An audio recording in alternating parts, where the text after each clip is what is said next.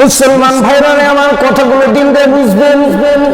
সূরাতুল বাকারার ভিতরে এমন একটি আয়াত রয়েছে যে আয়াতের ফজিলত যদি আপনার জানা থাকে আপনার চোখটা আসমানে উঠে যাবে। আপনার মনের ভিতরে চিন্তা হবে হায় হায় এই আয়াতটার ফজিলত এত বেশি যদি এই আয়াতের ফজিলতটা আমি জানতাম তাহলে আগের থেকে আমার যতদিন ধরে বুঝ হয়েছে ততদিন থেকে আমলগুলো করার চেষ্টা করতাম। এই আয়াতটার ভিতরে অনেক ফজিলতপূর্ণ আয়াত। এই আয়াতটাকে বলা হয় আয়াতুল কুরসি। এই আয়াতুল কুরসির কি ফজিলত? এই আয়াত কোরআনের আয়াতের ভিতরে এই আয়াতটা হলো সবচাইতে হলো মহিমান্বিত আয়াত। আল্লাহ পাক কোরআনে পাকের ভিতরে সূরাতুল বাকারার ভিতরে আয়াতের ভিতরে সর্বপ্রথম বললেন আল্লাহু লা ইলাহা ইল্লাহু, ওই আল্লাহ তিনি ব্যতীত কোনো ইলাহ নাই।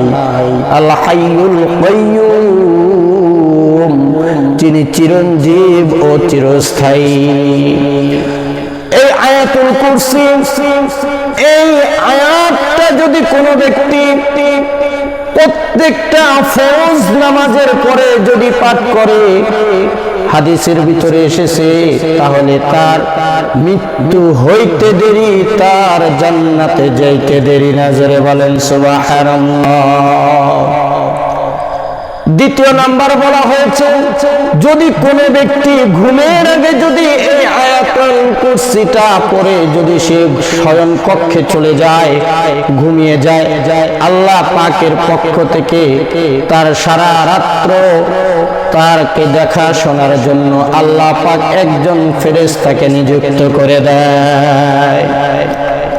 আল্লাহ পাকের আয়াতের ভিতরে আল্লাহ পাকের কিছু বিশেষ গুণের কথা আল্লাহ পাক বলেছেন। পরের আয়াতে আল্লাহ পাক বলেছেন লা তাখুযুহু সিনাতুন ওয়ালা নাওম। লা তাখুযুহু স্পর্শ তো করতে পারে না। সিনাতুন ত্রন্দা। আমরা ঘুমাই না, আমরা যখন ঘুমানোর আগে শরীরে যদি ক্লান্তি ভাব, একটু ঘুমের ভাব চলে আসে, আমরা যেমন একটু ঝিমুনি দিই, আল্লাহ পাক এরকম ঝিমুনিও দেন না। লা তাখুযুহু সিনাতুন, আল্লাহ পাকের একটু ঝিমুনিও স্পর্শ করতে পারে না। লা তাখুযুহু সিনাতুন ওয়ালা নাওম, এবং নিদ্রা অর্থাৎ ঘুমও তাকে স্পর্শ করতে পারে না।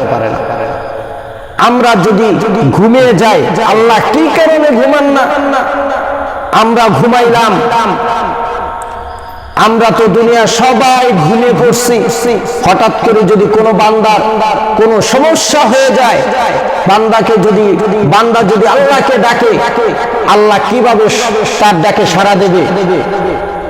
আল্লাহ পাক অন্য একটি আয়াতের ভিতরে বলেছেন ফাদউনি আস্তাজিব লাকুম, তোমরা যদি আমাকে ডাকো আমি তোমাদের ডাকে সাড়া দেই।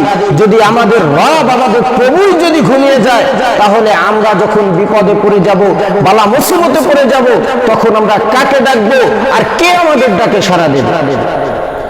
পরের আয়াতে আল্লাহ পাক বলতেছেন লা তাখুযুহু সিনাতুন ওয়ালা নাওম লাহু মা ফিস সামাওয়াতি ওয়া মা ফিল আরদ, তার জন্যই মা যা কিছু আছে আসমান এবং জমিনের মধ্যে।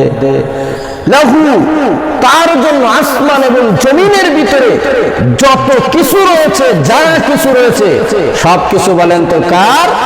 আল্লাহ পাকের জন্য সব কিছু তার। পরের আয়াতে আল্লাহ পাক, পরের অংশে আল্লাহ পাক বলতেছেন মান যাল্লাযী ইয়াশফাউ ইনদাহু ইল্লা বিইযনিহি। মান যাল্লাযী, কে আছে? ইয়াশফাউ, সুপারিশ করবে, ইনদাহু, তার কাছে, ইল্লা বিইযনিহি, তার অনুমতি ব্যতীত।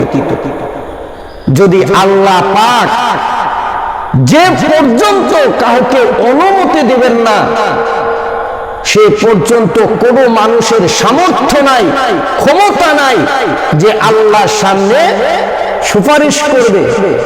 এই কথাই এই আয়াতের ভিতরে বলতেছেন, মান যাল্লাযী ইয়াশফাউ ইনদাহু ইল্লা বিইذনি। কে আছে এমন, কোন ব্যক্তি এমন আছে যে সুপারিশ করিবে আল্লাহ তাআলার অনুমতি ব্যতীত? যারা বর্তমান সময়ে যারা পীর মুরিদি করেন, অনেকে আছে ভণ্ড পীরের মুরিদ, তাদেরকে আমি বলতে চাই, তোমাদের পীর হয়তো তোমাদেরকে বলে যে তোমাদের সুপারিশ করে আমি জান্নাতে নিয়ে যাব। আমি তাদেরকে বলতে চাই, তোমার পীর সুপারিশের অনুমতি পাবে কিনা এটারই তো কোনো গ্যারান্টি নাই। সেই জায়গায় তুমি এই পীরের জন্য তুমি সাফাই গাইতেছো। সেই জন্য আমাদের উচিত এমন জীবন করিবে গঠন, মরণকালে হাসিবে তুমি কাঁদিবে ভুবন।